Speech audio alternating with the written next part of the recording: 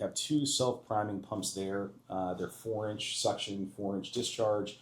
When I say self-primer pumps, these pumps are made to be able to pull a suction lift. So these pumps sit above a grit chamber, and what they're going to do is pull a suction lift out of that grit chamber. It's going to pull that grit slurry out and send it directly over to a cyclone, which is on top of a lakeside grit classifier. But what you have here is the 4-inch pump, so you can see kind of the curve or the range that it covers, up to about 600 gallons per minute and up to about 100 feet ahead. Your application is really simple. It's a grit application, so all this thing does is turn on and turn off. So we geared it down to the right speed, which is about 910 RPM, and you're going to get a very consistent flow, which we'll go through. I think it's about 250 GPM, at I think it's about 25 feet of total dynamic head. Here we can see what the self-primer pump looks like. Let's kind of flash that for the camera again. They're right out there, but this is a nice cutaway. When you're looking at the driver, so this is a piggyback arrangement, meaning that the pump is actually on top and the motor's on the bottom, and the belts are what drive it. When you're looking from those belts at the pump, it's in a clockwise rotation. As the flow comes in, this little flapper valve right here is what keeps things moving through this pump. So this is a key liquid in this suction line. This is the big part of it. So the pump is made kind of cylindrical. The bottom of it is made to hold liquid all the time in it. The pump is pumping a suction lift, and this whole suction line is dry. It's not going to burn up, essentially, bearings and mechanical seal and all that stuff. There's some liquid splashing around in it. However, if you drain this pump and you go to restart it, always make sure that when you start the pump, there's a fill port right here. This is probably the most important thing. Make sure that you fill that fill port, and then that'll aid in the priming process of everything. Once the pump is running and it goes through and it's discharging liquid into the grit classifier, when the pump stops, the flapper valve closes, just like your finger over a straw, and it keeps that suction line primed. So the next time you start it, that thing will come roaring up. These flapper check valves eventually will go, because they're going to get hit over and over and over with grit slurry. And once they start kind of getting chips in it, can't perform that seal. What you're going to find is eventually every time you turn that pump on, it's going to take a little while for it to prime. That's probably when hey, look, let me take a look at this, and it's time to probably change things. And I have a spare parts list provided. Impeller, seal plate, gauges, gaskets, seals, bearings, belts. You kind of see the flow pattern right through here. There's a wear plate right on the back end of this cover plate here. And on the wear plate, everything kind of comes through.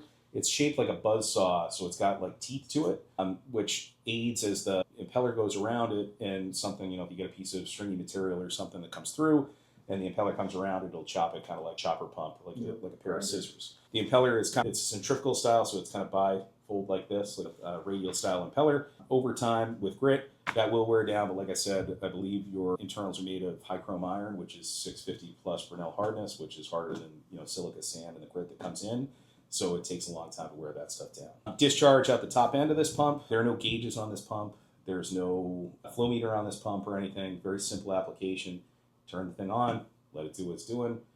The guys at Lakeside, when they come in to train you, will probably tell you that on your vortex finder of your cyclone, there's a gauge, and they're probably going to want that above like 7 psi. So if you start seeing less, then your performance goes down. You get a less dry grit and things. There are serial numbers right here and the model number.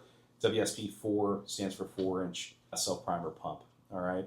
WEMCO serial number 92563-1-1 and -2. Your first pump, grit pump 1 is the 1. Grit pump 2 is the 2 on this. So if you call me, the first thing I'm going to ask you is for the model number and the serial number. The reason I ask for the serial number is that gives me a full bill of materials for exactly what's in your pump. And the WSP self-primers come pretty standard for the most part as to what you get. But for example, discharge connections, but full diameter high chrome impellers. You have specialized materials on here versus typically be cast iron for pump station. We size this pump to be operating at 905 RPM. When I use my speed gun on there, it's about 910, which is totally fine. The whole takeoff sheet of what you have, flange connections, single mechanical seal, which is a cartridge type seal that goes into all of these. You have a 10 horsepower Baldor motor on there. It's belt driven with an overhead arrangement because of just space constraints, so they put it in an overhead arrangement. So you have an impeller, you have a set of pump gaskets and O-rings, set of pump bearings, 2 mechanical seals, 2 seal plates, set of V-belts. You can see, this bare shaft pump weighs 625 pounds. If you come to us with a serial number and the model number and say, hey, look, I'm looking for part number 303 gasket, we can make sure that you get what you're looking for. This self primer, this is just the generic book curve. It's a 210 GPM at 21 feet. You can see where it falls on the book curve. And you can see exactly what we're doing. So when we said it was 905 or 910 RPM, you can see exactly where that is between the 850 line and the 950 line. That's where we calculated it, and that's exactly what you're going to get. You can see these horsepower lines. You could probably have gotten away with a 5 horsepower pump, but you have a 10 on there to just make sure you got a little extra oomph. Yep. If worse came to worse and you needed something down the line, you could speed this thing up with a VFD, or you could change belts and shivs to a different arrangement to get a little bit more speed on it and give you more capacity within the pump.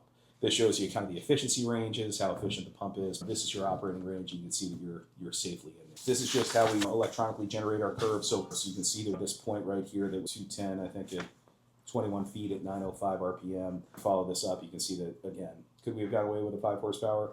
Yes, I think what the spec called for was probably a little bit higher, and that gives you it's the capability if something changes in your system, enough power to continue that. Limited warranty, so they cover the warranty typically with these pumps 12 months from the date of startup or 18 months from the date of shipment.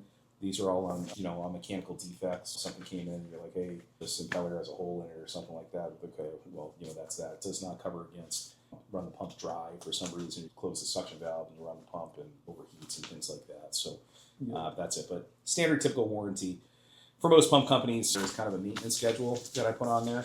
That comes, again, right out of your O&M Manual 2, and just kind of gives you an idea of your preventive maintenance guide. Is it completely necessary, everything on here? Probably not. You'll kind of get an idea. Usually people run these things for a few minutes at a time, so it might be a couple times a day for like 5 or 10 minutes at a time. Your process credit shuts down, and then they run intermittently. And that's probably what it's going to be. And they'll have it on an automatic setting for you guys. So you really probably shouldn't even have to touch the thing. The amount of grit that you get, I'm sure, seasonally. This obviously is a seasonal town, so you get a lot more flushes in the summertime, and you're right on the beach. But the amount of grit that you get down is probably going to vary based on how your flows are at that time of year. Gives you kind of a daily preventive maintenance guide, right? Daily, you're walking by and check the overall condition of the pump. How does it sound? How does it look? Weekly, bearing oil level and the sight gauge. So there's 2 sight gauges, one for the mechanical seal and one for the bearing over there. You'll see the sight gauges right on the pump casing.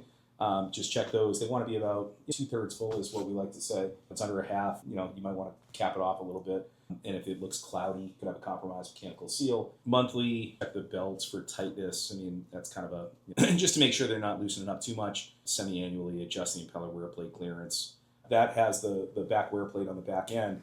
When you pull this thing out, you can replace everything in there. And you can access the impeller from the front end, or to do actual maintenance, you want to take the whole bearing frame out, you just take the bolts off the back end and back out the entire system. That's probably the best way to do it.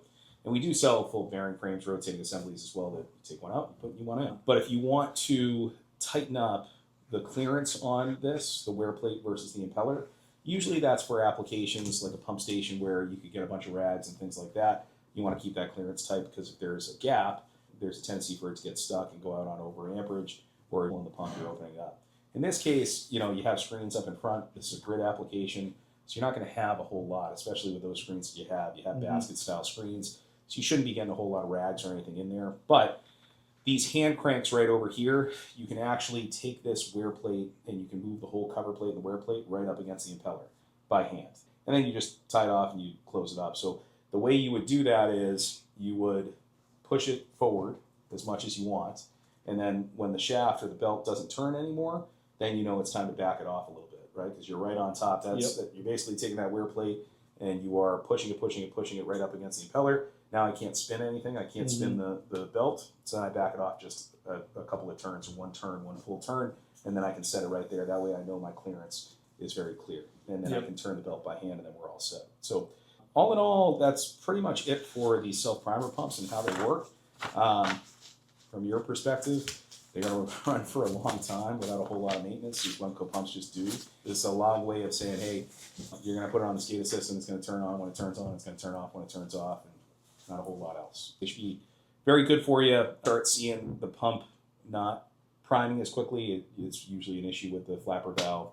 But that's, to me, probably the biggest thing. Short term, I would say, that could possibly go wrong for you. Everything else should be pretty smooth.